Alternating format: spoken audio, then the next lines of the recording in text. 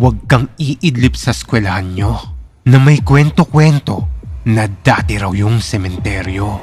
Story time. Sa paaralan namin, di na bago sa aming mga guro at mga residenteng nakatira malapit doon na makakita o makaramdam ng mga multo, espiritu, ibang elemento at minsan mga malalakas na multo dahil ang aming paaralan ay katabi lamang ng sementeryo. Ako nga pala si Jun at ang kwento ko ay nangyari noong nasa grade 2 ako. Maghahapon na noon at ang lakas ng ulan.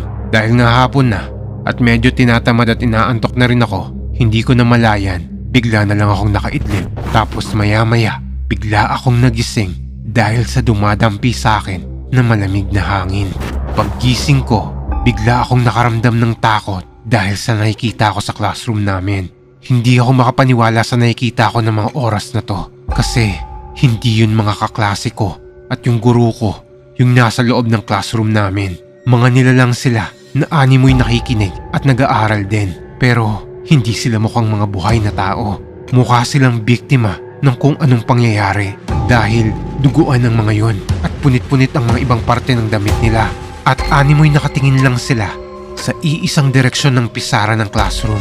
Grabe yung takot at kaba ko ng mga oras na to dahil hindi ko alam kung tama ba yung nakikita ko hanggang may isa sa kanila ang nagsasalita. May bago ata tayong classmate. Nakaupo siya sa may likuran.